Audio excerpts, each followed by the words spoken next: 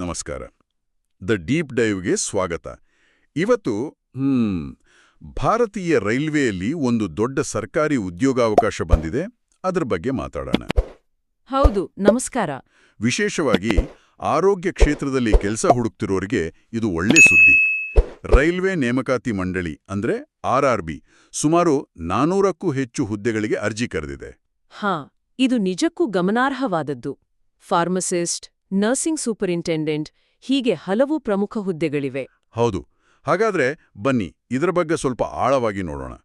ನಮ್ಮ ಈ ಚರ್ಚೆ ಇದು ಸೆಪ್ಟೆಂಬರ್ 2025ರಲ್ಲಿ RRB ಹೊರಡಿಸಿದ ಅಧಿಕೃತ ಅಧಿಸೂಚನೆ ಇದೆಯಲ್ಲ, ಅದರ ಮೇಲೆ ಆಧಾರಿತವಾಗಿದೆ. ಸರಿ. ನಮ್ಮ ಉದ್ದೇಶ ಏನಪ್ಪಾ ಅಂದ್ರೆ ಈ ಅಧಿಸೂಚನೆಯಲ್ಲಿರೋ ಮುಖ್ಯ ವಿಷಯಗಳನ್ನ, ಯಾರು ಅರ್ಜಿ ಹಾಕ್ಬಹುದು, ಏನೆಲ್ಲ ಹುದ್ದೆಗಳಿವೆ, ಕೊನೆ ದಿನಾಂಕ ಯಾವಾಗ, ಆಯ್ಕೆ ಪ್ರಕ್ರಿಯೆ ಹೇಗೆ, ಇದನ್ನೆಲ್ಲ ಸರಳವಾಗಿ ಅರ್ಥ ಮಾಡ್ಕೊಳ್ಳೋದು. ಖಂಡಿತ. ಮೊದಲಿಗೆ ಒಂದು ಒಟ್ಟಾರೆ ಚಿತ್ರಣ ತಗೊಳ್ಳೋಣ. RRB ಒಟ್ಟು 434 ಹುದ್ದೆಗಳನ್ನ ಕರೆದಿದೆ. ಇದು ಅಖಿಲ ಭಾರತ ಮಟ್ಟದ ನೇಮಕಾತಿ. ಅಂದ್ರೆ ದೇಶದ ಯಾರು ಬೇಕಾದ್ರೂ ಅರ್ಜಿ ಸಲ್ಲಿಸಬಹುದು, ಅರ್ಹತೆ ಇದ್ರೆ. 434 ಹುದ್ದೆಗಳು ಅಂದ್ರೆ ಕಡಿಮೆ ಏನಲ್ಲ. ಇದರಲ್ಲಿ ನೀವು ಹೇಳಿದಾಗೆ ನರ್ಸಿಂಗ್ ಸೂಪರಿಂಟೆಂಡೆಂಟ್ ಹುದ್ದೆಗಳೇ ಜಾಸ್ತಿ ಇವೆಲ್ವಾ? ಹೌದು ಹೌದು. 272 ಹುದ್ದೆಗಳು ನರ್ಸಿಂಗ್ ಸೂಪರಿಂಟೆಂಟ್ಗೆ ಮೀಸಲು. ಆಮೇಲೆ 105 ಹುದ್ದೆಗಳು ಫಾರ್ಮಸಿಸ್ಟ್ಗಳಿಗೆ.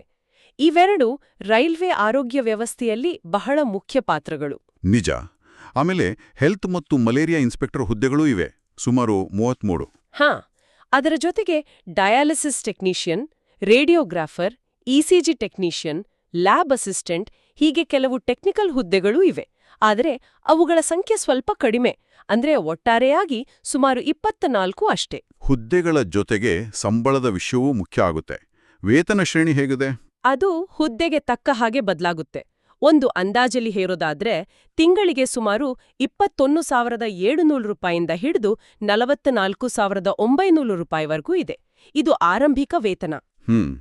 ಸರ್ಕಾರಿ ಕೆಲಸ, ಅದರಲ್ಲೂ ರೈಲ್ವೆಯಲ್ಲಿ ಅಂದ್ರೆ ಸ್ಥಿರತೆ ಇರುತ್ತೆ, ಜೊತೆಗೆ ಈ ಸಂಬಳ ಅಂದ್ರೆ ಆಕರ್ಷಕವಾಗಿದೆ ಅಂತಾನೆ ಹೇಳ್ಬೋದು. ಖಂಡಿತ. ಸರ್ಕಾರಿ ವಲಯದಲ್ಲಿರೋ ಉದ್ಯೋಗ ಭದ್ರತೆ, ಬೇರೆ ಸೌಲಭ್ಯಗಳು, ಆಮೇಲೆ ವೃತ್ತಿಯಲ್ಲಿ ಬೆಳೆಯೋ ಅವಕಾಶ ಇದೆಲ್ಲ ಸೇರಿ ರೈಲ್ವೆ ಕೆಲಸ ಅಂದ್ರೆ ಹಲವರಿಗೆ ಒಂದ್ ರೀತಿ ಡ್ರೀಮ್ ಜಾಬ್. ಸರಿ, ಈಗ ಯಾರು ಅರ್ಜಿ ಸಲ್ಲಿಸ್ಬೋದು ಅನ್ನೋ ವಿಷಯಕ್ಕೆ ಬರೋಣ. ಅಂದ್ರೆ ವಯೋಮಿತಿ, ಶೈಕ್ಷಣಿಕ ಅರ್ಹತೆ ಇವುಗಳ ಬಗ್ಗೆ ಸ್ವಲ್ಪ ವಿವರವಾಗಿ ನೋಡೋಣವಾ? ಖಂಡಿತ. ನರ್ಸಿಂಗ್ ಸೂಪರಿಂಟೆಂಡೆಂಟ್ ಹುದ್ದೆಗೆ ವಯಸ್ಸು 20ರಿಂದ 40 ವರ್ಷದ ಒಳಗಿರಬೇಕು. ಫಾರ್ಮಸಿಸ್ಟ್ ಹುದ್ದೆಗೆ ಬಂದ್ರೆ 20ರಿಂದ 35 ವರ್ಷ. ಆಮೇಲೆ ಹೆಲ್ತ್ ಅಂಡ್ ಮಲೇರಿಯಾ ಇನ್ಸ್ಪೆಕ್ಟರ್ ಹುದ್ದೆಗೆ 18ರಿಂದ 33 ವರ್ಷ. ಸ್ವಲ್ಪ ವ್ಯತ್ಯಾಸ ಇದೆ ಅಲ್ವಾ? ಹೌದು, ಈ ವ್ಯತ್ಯಾಸ ಗಮನಿಸಬೇಕು.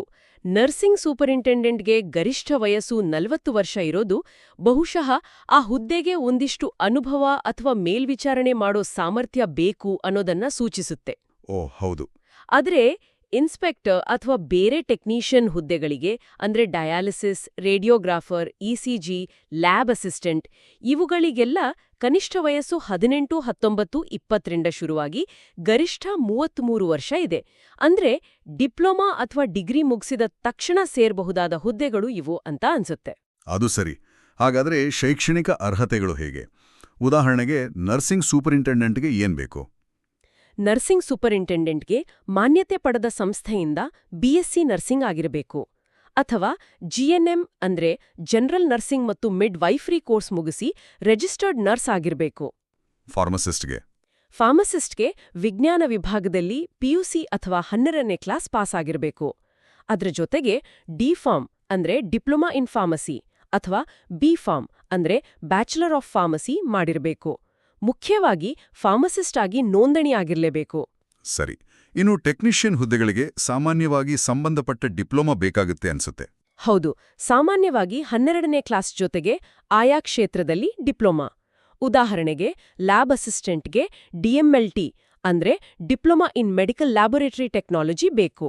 ರೇಡಿಯೋಗ್ರಾಫರ್ಗೆ ರೇಡಿಯೋಗ್ರಫಿ ಡಿಪ್ಲೊಮಾ. ಹೀಗೆ ಡಯಾಲಿಸಿಸ್ ಟೆಕ್ನಿಷಿಯನ್ಗೆ ಕೆಲವೊಮ್ಮೆ BSc ಕೂಡ ಕೇಳ್ತಾರೆ.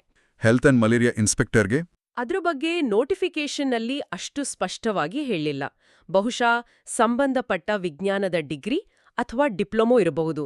ಅರ್ಜಿ ಹಾಕೋ ಮುಂಚೆ ಆಯಾ ಹುದ್ದೆಯ ನಿಖರವಾದ ಅರ್ಹತೆಯನ್ನ ಅಧಿಕೃತ ಅಧಿಸೂಚನೆಯಲ್ಲಿ ಒಮ್ಮೆ ನೋಡ್ಕೊಳ್ಳೋದು ಬಹಳ ಒಳ್ಳೆಯದು. ನಿಜ. ಅರ್ಹತೆಗಳ ಜೊತೆಗೆ ವಯೋಮಿತಿ ಸಡಿಲಿಕೆ ಬಗ್ಗೆನೂ ಸ್ವಲ್ಪ ಹೇಳ್ಬಿಡಿ.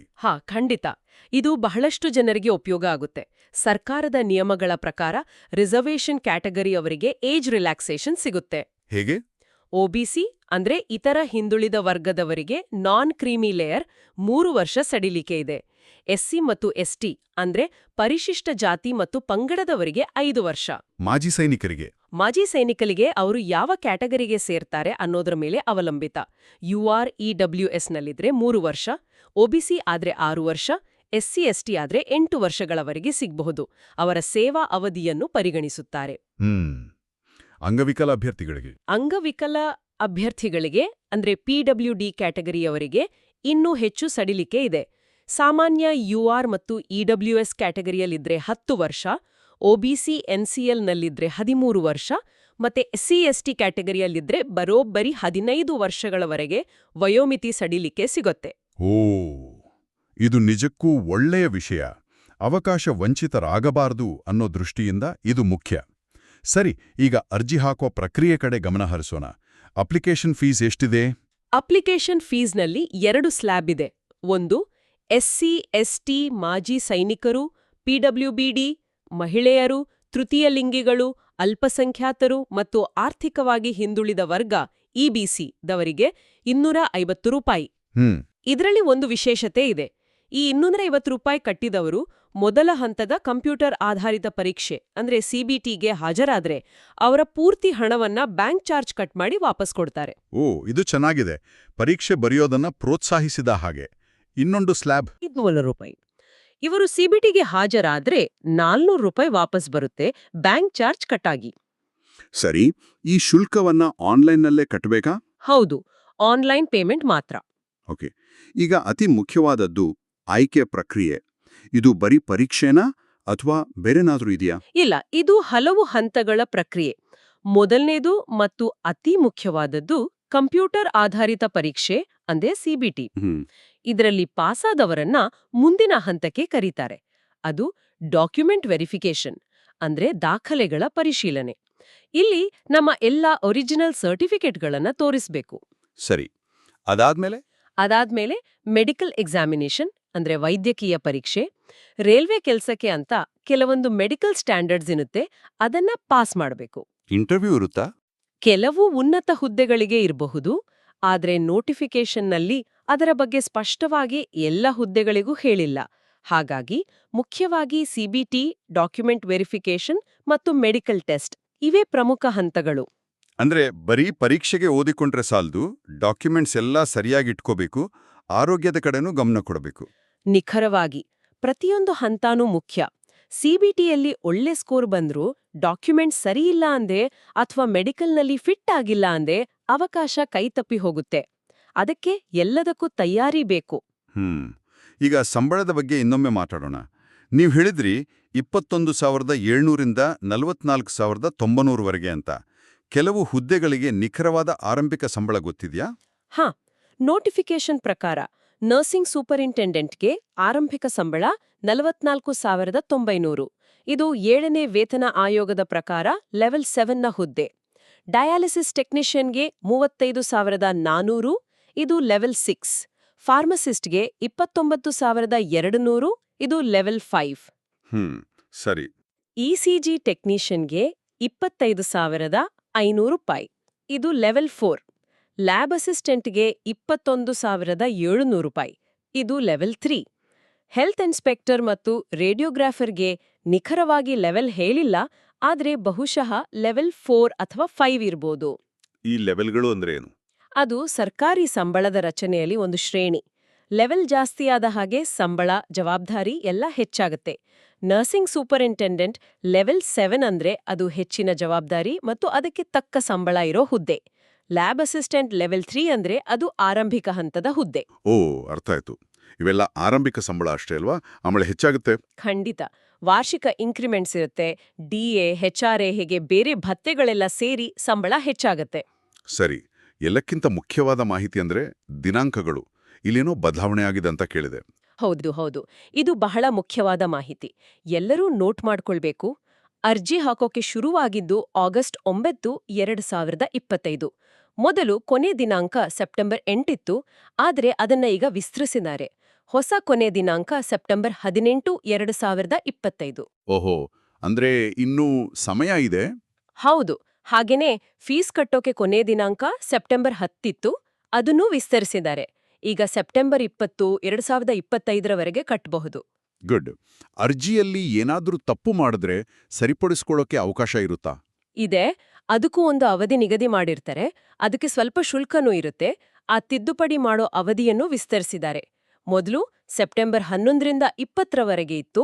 ಈಗ ಸೆಪ್ಟೆಂಬರ್ 21ರಿಂದ 30, 2025ರವರೆಗೆ ತಿದ್ದುಪಡಿ ಮಾಡ್ಕೊಳ್ಬಹುದು. ಇದು ಒಳ್ಳೆ ಸುದ್ದಿ, ಹಲವರಿಗೆ ಅನುಕೂಲ ಆಗತ್ತೆ. ಆದ್ರೆ ದಿನಾಂಕ ವಿಸ್ತರಿಸಿದ್ದಾರೆ ಅಂತ ಲಾಸ್ಟ್ ಮಿನಿಟ್ವರೆಗೂ ಕಾಯೋದು ಸರಿನಾ? ಖಂಡಿತ ಇಲ್ಲ. ಅದು ಯಾವತ್ತೂ ರಿಸ್ಕಿ. ಕೊನೆ ಕ್ಷಣದಲ್ಲಿ ಸರ್ವರ್ ಬ್ಯುಸಿ ಆಗಬಹುದು, ಇಂಟರ್ನೆಟ್ ಕೈ ಕೊಡಬಹುದು, ಪೇಮೆಂಟ್ ಫೇಲ್ ಆಗಬಹುದು, ಏನೇನೋ ಸಮಸ್ಯೆಗಳು ಬರ್ಬೋದು. ಅದಕ್ಕೆ ಯಾರೆಲ್ಲ ಅರ್ಹರಿದಾರೋ ಆದಷ್ಟು ಬೇಗ, ಅಂದ್ರೆ ಸೆಪ್ಟೆಂಬರ್ 18ಕ್ಕಿಂತ ಮುಂಚಿನೇ ಅರ್ಜಿ ಹಾಕ್ಬಿಡೋದು ಉತ್ತಮ. ತಿದ್ದುಪಡಿ ಮಾಡೋಕೆ ಅವಕಾಶ ಇದ್ರೂ ಮೊದಲೇ ಸರಿಯಾಗಿ ತುಂಬೋದು ಬೆಟರ್ ಅಲ್ವಾ? ಹೌದು. ಯಾಕಂದ್ರೆ ತಿದ್ದುಪಡಿಗೆ ಮತ್ತೆ ಫೀಸ್ ಕಟ್ಟಬೇಕು, ಮತ್ತೆ ಟೆನ್ಷನ್. ಮೊದಲನೇ ಸಲನೇ ಎಲ್ಲ ವಿವರಗಳನ್ನ ನೀಟಾಗಿ 2 ಸಲ ಚೆಕ್ ಮಾಡಿ ತುಂಬಿದ್ರೆ ಆರಾಮ.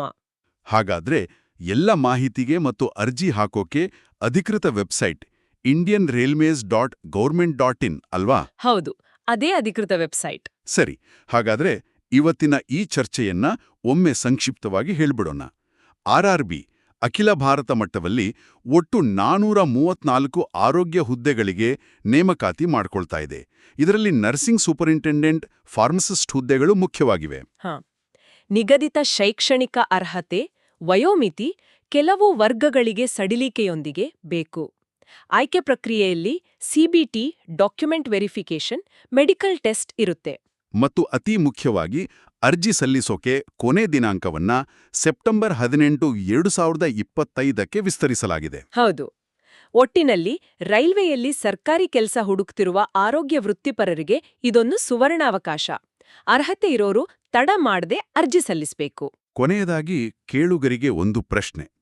ಈ ನೇಮಕಾತಿಯಲ್ಲಿ ಬರೀ ನರ್ಸ್, ಫಾರ್ಮಸಿಸ್ಟ್ ಅಷ್ಟೇ ಅಲ್ಲದೆ ಬೇರೆ ಬೇರೆ ಟೆಕ್ನಿಷಿಯನ್ಗಳಿಂದ ಹಿಡಿದು ಸೂಪರಿಂಟೆಂಡೆಂಟ್ವರೆಗೆ ಅಂದ್ರೆ ಒಂದು ವೈಡ್ ರೇಂಜ್ ಹುದ್ದೆಗಳಿವೆ. ಇದು ಮತ್ತು ಇತ್ತೀಚಿನ ವರ್ಷಗಳಲ್ಲಿ ಇದು ದೊಡ್ಡ ನೇಮಕಾತಿ ಅನ್ನೋದನ್ನು ಗಮನಿಸಿದ್ರೆ ಭಾರತೀಯ ರೈಲ್ವೆ ತನ್ನ ಆರೋಗ್ಯ ವ್ಯವಸ್ಥೆಯನ್ನ ಬರೀ ಮೇಂಟೈನ್ ಮಾಡ್ತಾ ಇಲ್ಲ, ಅದನ್ನ ಇನ್ನಷ್ಟು ಬಲಪಡಿಸೋಕೆ ಅಥವಾ ವಿಸ್ತರಿಸೋಕೆ ಏನಾದರೂ ದೊಡ್ಡ ಯೋಜನೆ ಹಾಕ್ಕೊಂಡಿದ್ಯಾ? ಇದೊಂದು ಅದರ ಸೂಚನೆ ಇರ್ಬೋದಾ? ಇದು ಖಂಡಿತವಾಗಿಯೂ ಯೋಚನೆ ಮಾಡಬೇಕಾದ ವಿಷಯ. ಇಷ್ಟೊಂದು ಹುದ್ದೆಗರು, ಅದು ಬೇರೆ ಬೇರೆ ಹಂತಗಳಲ್ಲಿ, ಅಂದ್ರೆ ಕೇವಲ ಖಾಲಿ ಜಾಗ ತುಂಬೋದಕ್ಕಿಂತ ಹೆಚ್ಚಾಗಿ ರೈಲ್ವೆಯ ಆರೋಗ್ಯ ಸೇವೆಗಳನ್ನ ಇನ್ನಷ್ಟು ಉತ್ತಮಪಡಿಸುವ ಅಥವಾ ವಿಸ್ತರಿಸುವ ಒಂದು ದೀರ್ಘಕಾಲೀನ ಯೋಜನೆ ಇರೋ ಸಾಧ್ಯತೆ ಇದೆ. ಕಾದ್ ನೋಡ್ಬೇಕು. ನಿಜ.